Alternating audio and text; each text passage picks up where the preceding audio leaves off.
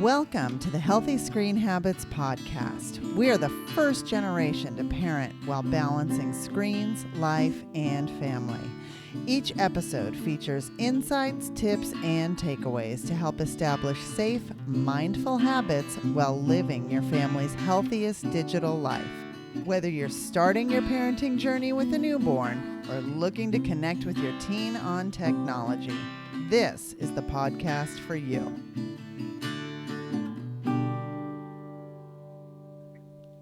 Today, I am speaking with a husband-wife team that I can only define as a power couple in the world of healthy screen habits and tech safety educators.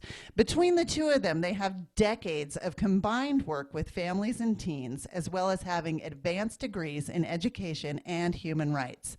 They've written and published a book during COVID quarantine, which makes me kind of want to hate them if I didn't love their message and passion so much. The book is called The Glass Between Us. I cannot recommend it enough. We're going to talk about their book today, and like publishing a book isn't enough, this year they have also launched their nonprofit organization called Wired Human to serve parents, teachers, and community leaders with the tools they need to empower youth to reject digital exploitation. Did I also mention they have 2 kids? This is a serious power couple. I'm so honored to introduce Lisa and Jason Frost, Team Frost. Hi, you guys. Welcome to Healthy Screen Habits. Thank you, Hillary. That was an awesome introduction. I'm going to steal that just to get up in the morning so I can start my day. Excellent. Thank you. It's good to be here. Lovely. Well, I have to tell you, I read a lot, as you can imagine. I read a lot of books on screen safety and empowering teams, educating families, etc. I loved you reading your book. It reads very easily. It's like part like magazine anecdotal type stories, part journaling questions, part challenges, and most importantly for me, part research study. There is so much science that you guys have to back your behavioral claims and the studies. I mean, in the back of the book, there's just pages of references. So it's a very fun and interactive read. Would you like to speak at all about writing The Glass Between Us and the way you saw your readers kind of using this book? Mm-hmm. Yeah, this was one of the most interesting challenges we have ever taken on as a couple. So I'm the educator side of the two of us, and Jason is the human rights side. And we were just discussing for years, actually, what we were seeing around us, also working hands-on with kids, also looking into research, how screens were affecting kids. And we were coming together time and time again and got so angry because a lot of the things we were seeing were just not supporting happiness, not supporting health, not supporting life goals that really bring flourishing. And that's where I was going to say, and what you knew in your educator's heart to be true for a healthy childhood. I love that. That's right. Love that's love right. that. Absolutely. And that's where we felt like we need the tools to get out there that we didn't have. And we think it's a combination of knowledge that transforms, but also ideas that spark discussions, because we think in conversations a lot of things can happen among us as parents, among us as professionals, but also cross-generationally. So it really is a tool to bridge a bit of the gap that we have in this day and age of screens, of children, teens being in this world completely immersed, and parents, teachers, us included, often not knowing how to speak into it, not knowing how to have these deeper conversations about healthy tech use. Right. And in your book, you do this beautiful job of taking what I call the big 3 of like all parenting, like tech parenting concerns. The big 3 being social media, video gaming, and pornography. And you address them all while providing this model that like challenges and steers teens back to a value-driven zone, a value-driven course. You have this great acronym. I don't know how to pronounce it. It's RUMB. Can you, one, pronounce it for me, and then can you explain what it stands for and where it comes from? It's rum, and it actually is an old navigation term that was used in the 16th century for captains to travel long distances and not get lost. So be able to plot out a longer distance and stay the course.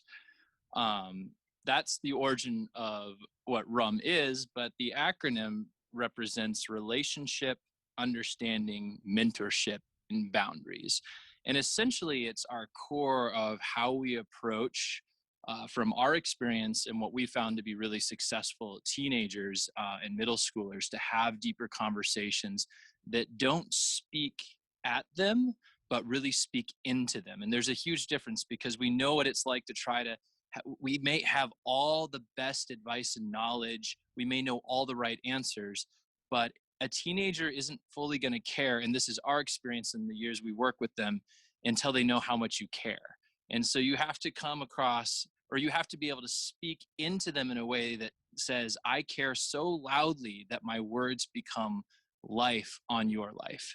And that's what rum is all about. It's about coming to a place of relationship, understanding, building that foundation, and being able to be an effective mentor in their life. And from that place of mentorship, we're essentially introducing what our values are and how our values are connected to our identity, and how our identity and who we are steers our choices. Because a teenager typically isn't going to not do something because mom and dad said it's bad, but coming from a place of, that's not who I am, and I'm going to choose a different course because who I am goes in this direction, is actually a lot more powerful foundation to come by. But that's obviously not built overnight. This is a deep relationship that we journey with our teens, and it takes time and effort. And ultimately, we land at boundaries, which is what we said yes to in life, and we want to protect that.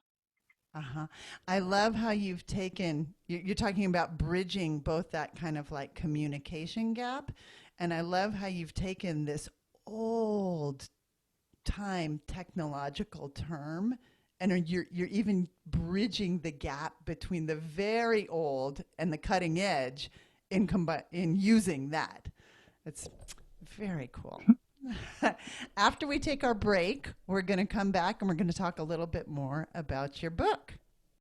Do you know what's happening during your child's online exchanges? As well-intentioned as we are, often reading every text message, post, and email is often just not realistic. This is where Bark comes in to help. Founded in 2015 and based in Georgia, Bark Technologies provides a parental control app that monitors and alerts parents to online threats towards children through social media, texting, and other lines of communication. Bark offers one of the most comprehensive monitoring packages in the parental control app landscape, and does so at a very reasonable price. Bark was created by parents for parents to offer a better, easier, and more effective way to keep children safe online. Bark monitors posts and messaging for signs of bullying, communication with dangerous strangers, etc. Bark's algorithms analyze all activity and issue parents notification via their chosen communication method. Gain peace of mind and get 20% off of Bark service by using the Healthy Screen Habits link. Go to our website at healthyscreenhabits.org, click on Tools in the drop-down menu, and look for products we endorse, and find Bark. It'll be the easiest click you make all day. Peace of mind is just a bark away. Welcome back. Today we are talking with Jason and Lisa Frost, the co-authors of the book, The Glass Between Us, a value-based approach to screen-driven challenges. In your book, I'm going to read a few of your own words to you. You say, we live in a day and age where image trumps intimacy. Quantity is valued over quality, and emojis replace physically laughing and crying together. So knowing that this is our truth and this is what our teens live today, How do you suggest that we teach teens to develop online habits that promote mental health? I think it's hugely important to talk about tech in the context of human behavior because we believe that when teens know how they are wired and what they are actually longing for, they will make much better decisions. And at the same time, we are super aware that we are facing a tech giant, big tech, that will give their everything to get their attention, to get their time as long as possible. So it's not going to be easy. But we believe that no teenager wants to be exploited. So if we can talk about, for instance, put tech in the context of the loneliness crisis that we have at the moment, and that is worldwide, really, and not just because of COVID. I think COVID has heightened the loneliness crisis, but the research we did for our book we did way before COVID even happened, and the generation that's coming up is actually the loneliest of all generations, I cross remember reading generationally. that. I remember reading that and I was stunned. One of the reasons why I loved your book is you include within the pages, it's very interactive, and you include these QR codes. When you have, like, in that section, you have a section where it's a QR code where you can use your own technology and scan the QR code for the UCLA loneliness quotient quiz or something to rate your own feelings. And Mhm. I thought that was brilliant to have people interact with the text that way. Yeah, that's right. That's exactly what we want, is that our readers do that, and then families do that together. A parent can do that with their child and have a discussion about it. Is your time online actually furthering your close relationships, or are you just super hyper connected but actually have no one who cares about you? If that's the case, maybe there's something that you can do, that we can do. Um, so we are trying to approach this whole topic in the context of human relationships, and we know that most of text design has the goal to be hyper focused about ourselves. We are the products, hyper focused about our appearance and how we come across, and it's not so much about supporting each other, caring for each other, investing in each other, but happiness research Right. proves that that is actually where a successful life is found. Yes. We In know that beyond a shadow of the doubt, in relationships is where we thrive. Yes. In another part of your book, you say this rising generation is in a battle between relationships with people and pixels. I just I'm kind of a language geek. I love alliteration. So it really stuck with me. People and pixels. The winner of this fight will dictate the course of their lives. And I thought that Mhm. was so powerful. And coming, just like you said, coming out of quarantine, we have essentially trained ourselves and our kids to be very screen based during Mhm. this like hyper point of survival. And how do you guys suggest that we move forward and raise kids to do this evaluation of people over pixels? Yeah, I think a great place to start is talking about, like, if we're going to talk about a car, what's good for a car, you talk about its design, right? And the human body and the science, there's a specific design there that when we feed the body the right things, we get great results. And one of that is with mental health and relationships. If you look at the grant study, for example, followed the course of Harvard graduate students over the course of their entire lives and found what was the key to happiness. And it was really the close relationships they had. And it didn't matter about their IQ or a whole bunch of other different factors. But what really mattered was the warm relationships led to successful lives. And so the same thing, they said that whether you smoked, you were obese, you had high blood pressure, essentially a couch potato had a better chance of living longer than somebody who didn't steward relationships well and had cold relationships in their life. So that alone, like as a baseline, to realize that what are we trying to use tech for? Oftentimes we're trying to connect through it, and to recognize that that actually isn't going to be the same and give us the same results as what we're experiencing in reality. And the best example I always give is gaming, right? Because I think a lot of teens love to game. I loved to game growing up, but of course it's changed a lot since then, 15 years ago. And if they're spending 8 hours in front of a screen gaming on the weekend, when someone unplugs the computer, the PS5 or whatever, what do they have in their hands afterwards? What do they carry with them? And oftentimes it's emptiness. And if you spend a long day hanging out with friends and building into each other and learning to steward those relationships well, you're setting yourself up for the rest of your life to be able to do that and steward that into the long term and carry those relationships with you. And if not those relationships, you're carrying the knowledge of how to do relationship well with you into the future. And that'll impact your marriage, that'll impact your career, that'll impact a whole, just, a course that you can't imagine that's being formed in those years. I Yes. remember, just to add to that, I remember interviewing a teenager, and she said she always knew whether a certain somebody had boundaries around tech in the home. Like when she would meet a fellow teenager or a student that went to her school, she could tell it in their social behavior. And we believe, of course, you can make a friend for your child or bring them to them.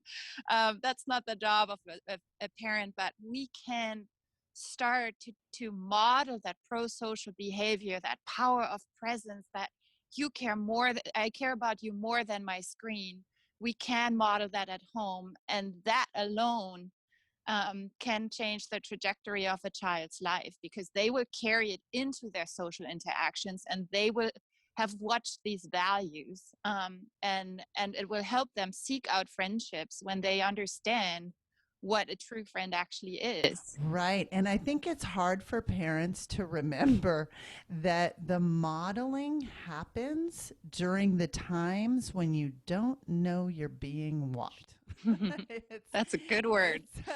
You have to know that your kids are watching how you interact with are you somebody who stays on the phone while you're checking out at the grocery store? Are you somebody, in our family, we always put the person above the pixel, to use your guys' language. I'm going to steal that. I love that. And it's, I feel like that is such important learning that happens for all of us. So not just writing this amazing book that you guys have done, you also founded Wired Human. And when we get back, I want to hear a little bit more about that.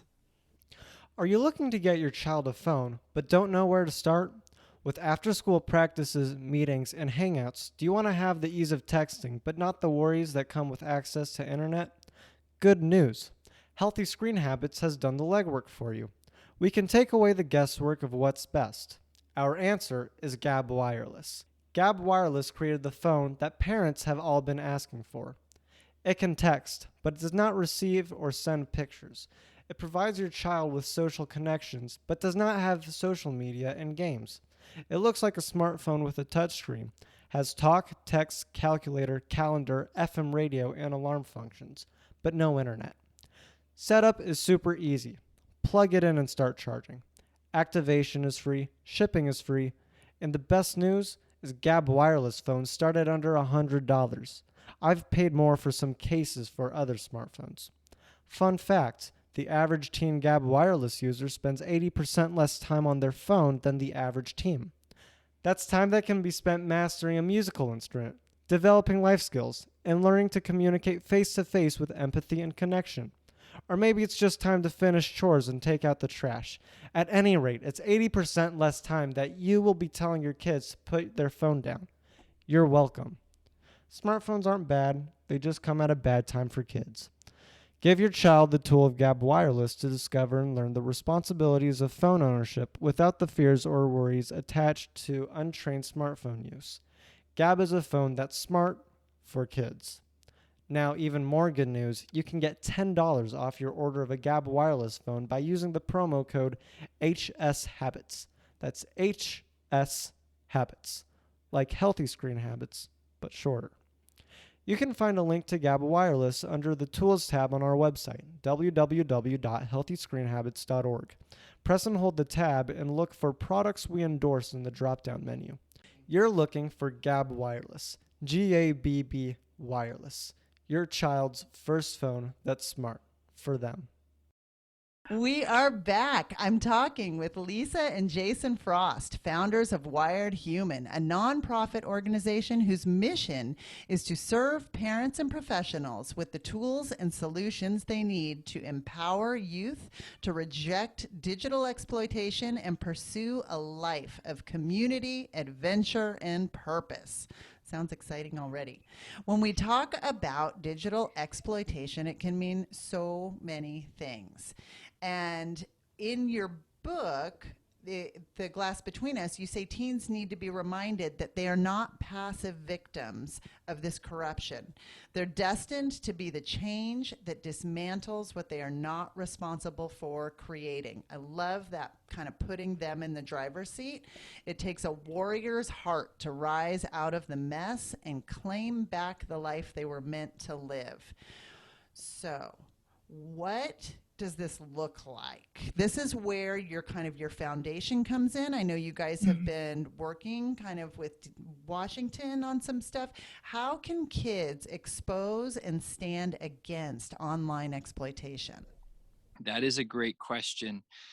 I there's so many different directions we could go with this, but I'm going to be really practical. I really think one of the best things kids can do is to start with their values and realize, because here's the thing, the you mentioned at the beginning that we cover social media, gaming, and pornography, and there is a common thread going through all of those pillars, which is that time and attention is being fiercely fought for to monetize it. And so whether it's social media, whether it's gaming, and especially pornography, it all has the same goal: steal their time, monetize it into something that becomes of value to these industries. And so we really want to raise up kids to go against the grain with their values, and all the values that are getting pumped from the industry. Focus on yourself, be like this person, indulge in more of this, try some of this. It's like this consumeristic, self-absorbed thing that just puts so much weight on them, but at the same time they're feeding into it and supporting that entire industry and lifting it up. So when you get a whole new set of values and you really recognize that you're going to live out of a place that is actually going counterculture to what the garbage that this industry is pumping out, you're actually starting a revolution, because your friends are going to see that, the people around you, that you're actually influencing yourself, and even getting online and using these different mediums as a platform to really go in a new direction is one of the greatest things I think any teenager can do to make a stand against exploitation online. I love that. Yes. And I think that just like with other massive boosts that we've seen in technology, for example, the Industrial Revolution, sadly, it took casualties and it took people getting really hurt and kids, unfortunately, getting very exploited because they had tiny hands that could work looms and all of those things that took, putting into act the child labor laws. And so it is incredibly unfortunate that, again, with this kind of, technological revolution, if you will, this boost here, again, what we're looking at is the same pattern of casualty of most vulnerable. But I have such hope that with organizations like yours, organizations like ours, the information that people are now knowing and seeking, that we will be able to change laws to address things like Section 230 that you guys cover well in your book, and go into legislation, which is where you're going to see the real differences made. Absolutely. We couldn't agree more. We think it's a fight on two ends. We do want to see this rising generation truly become pioneers, where they can be the first line of defense against exploitation because they feel the ownership, they feel equipped, they feel ready. And we feel that we have a huge piece to play in that, to get them ready to get to that place. And passivity is the worst thing we can do. I know that oftentimes we don't know the newest app or whatever, but we do have life experience and we do know a great deal about what makes a life a good life. And not that we are going to tell our kids exactly what to do, that's not the goal. But if we just leave them to their devices, it's the wrong route. Um, but we are very hopeful. We are seeing more and more young people rise up and say, I want to be the change. This is not making me happy. This is not making me feel fulfilled. I want to chart my own course. Um, and other young people are rallying around those people because they actually know deep down inside, I'm not entirely happy. It doesn't bring me anything if I post 10 selfies a day. But that's the end goal. Right. Nobody truly knows who I am. So yeah, we think if we go at this together, they will become the first line of defense, but the laws have to change. It's not a question. And it's like you quoted, it's not the kids that created them, and they were not taken into consideration whatsoever. Right. Maximum profit, that was it. And that still is it to this day. I agree. So, on every episode, it's hard to come off of this very impassioned cry for help from our lawmakers and go, okay, so on every episode of the Healthy Screen Habits podcast, I ask for one healthy screen habit that our guests can put into practice in their own home. Do you guys have one of those? Yeah, we like to take screen breaks to support whatever we are doing, to support our quality time as a couple, as a family, the time with our kids. So, one of the things that I do, for example, is I take Sundays off. I still use my phone to text or to call people because that for me is a big piece of connection. Um, but that's about it. And it helps me regain that focus of who is important to me, who is close to me, who do I care about. What about you? And mine was very similar, but I think something that I'm really excited about that I would love to challenge parents to do, and it sounds super counterintuitive, but I challenge parents to go and watch one of their kids' favorite superhero movies and dissect in the movie, like ask great questions afterwards. What were the values that the superhero lived by? So if we're talking about Tony Stark from Iron Man, I think he's a great example because there's certain values that guy lived by, like courage and bravery and these things that led him towards some great goals. But there's also some values that he lived by that were really not so good, that led him down a path that actually was very destructive for his life. And you can see that wrestling match. And I think it's actually really tangible if you have a middle schooler, even a high schooler. This is something that speaks their language that they get. And it's really fun as a parent to enter their world in a place that values where they're at and where they're thinking, but introduce something actually really deep for them to make decisions about their life and where they want to go, and recognize what values am I that I'm living out of that are actually hurting me online, hurting my relationships, and taking me further away to where I want to actually go in life. And what are the superhero values that I live by that are taking me towards my goals and actually supporting the journey that I've said yes to in life? Excellent. So just so typical. I ask you for one, you deliver two. You guys are amazing. Well, thank you so much, Jason and Lisa Frost, for being here today. If our listeners want to find out more about Wired Human or purchase their own copy of The Glass Between Us, which I totally recommend, I will link it in the show notes, and perhaps they can go check you out themselves at wiredhuman.org. That would be fantastic. Thank you. Thank you, Hillary.